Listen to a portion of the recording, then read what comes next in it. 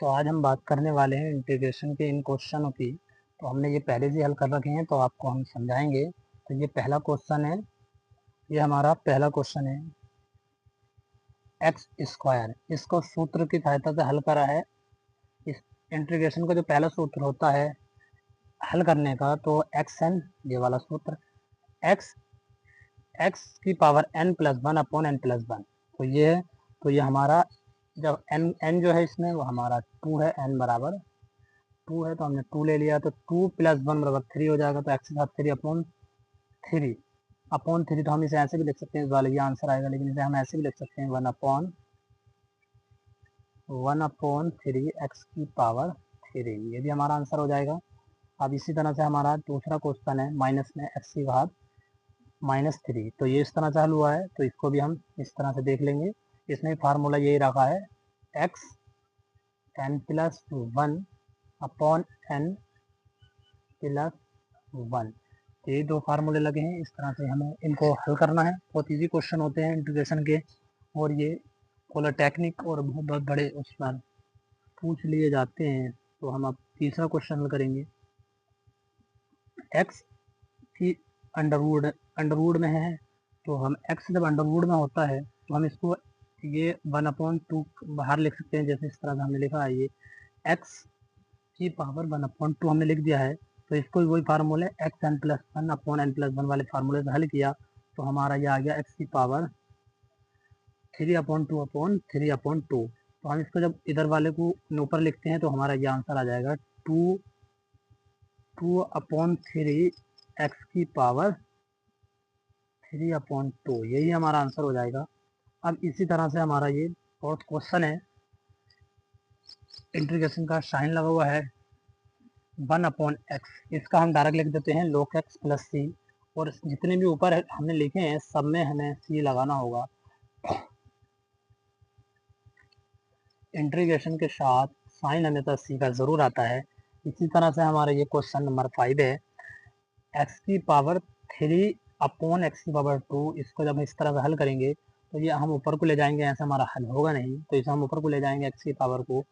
जब एक्स को हम ऊपर ले जाएंगे, तो ये हमारा एक्स जो है वो माइनस में हो जाएगा।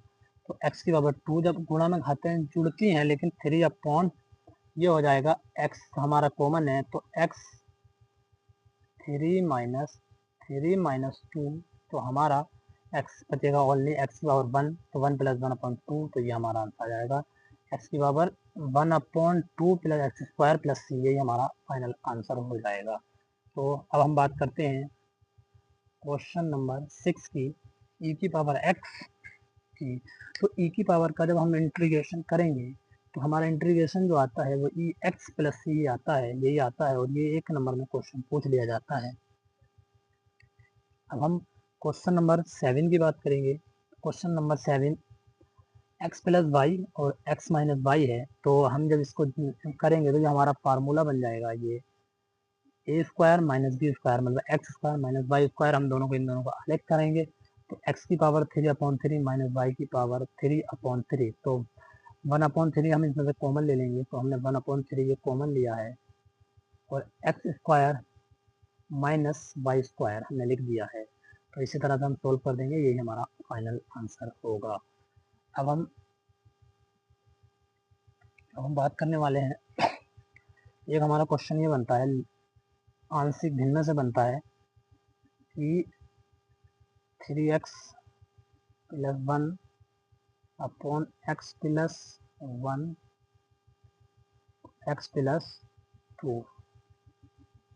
इसे हम किस तरह से सोल्व करते हैं, तो हम आपको बताएंगे। इस तरह से सोल्व करते हैं, तो हम इसको सोल्व करेंगे, three x plus one upon x plus one upon x plus to.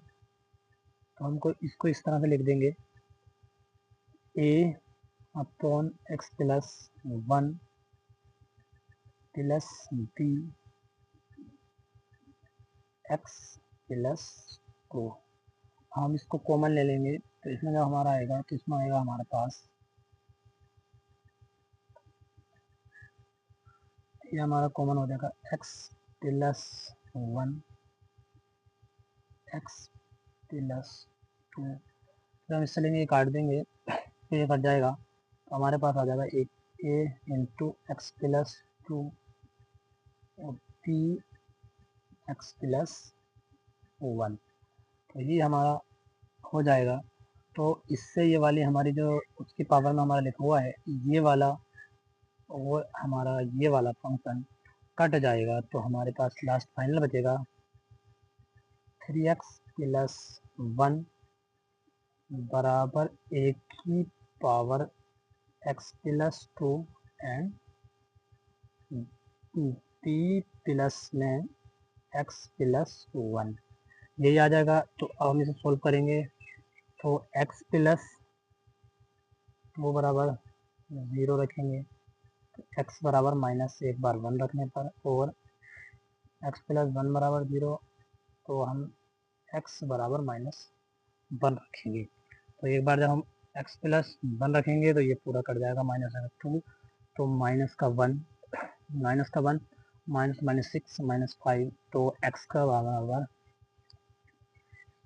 वो हमारा 3 इंटू माइनस 2 प्लस 1, ये हमारा 0 हो जाएगा, तो ये माइनस का 1 हो जाएगा, तो हमारा डी हमारा इधर माइनस का हो जाएगा, तो ये हमारा हो जाएगा माइनस का 6 और माइनस का 5 अपॉन डी, तो माइनस से माइनस कट जाएगा, तो बी बराबर हमारा जो आ जाएगा वो प्लस 5 आ जाएगा। और इसी तरह से हम x बराबर जब हम 1 रखेंगे माइनस का, तो ये पूरा कट जाएगा, तो ए बराबर बी, और माइनस का 5 3 और 2, तो इस तरह से हम 3 इंटू माइनस 1 प्लस का 1 बराबर ए माइनस का, तो इसी तरह से माइनस का 3 माइनस 2 बराबर माइनस ए, तो इसी तरह से ये हमारा कट जाएगा, तो ए बराबर आ जाएगा 2। इसी तरह से हम इस इस ए का मान और बी का मान हम उसी समीकरण में रख देंगे, 3x plus 1 upon x plus 1 x plus 2, ए का मान है हमारे पास 2, तो हम थोड़ा नीचे स्क्रॉल करेंगे, यहाँ कर देंगे 2 upon x plus 1 plus b का मान है 5, तो x प्लस 2,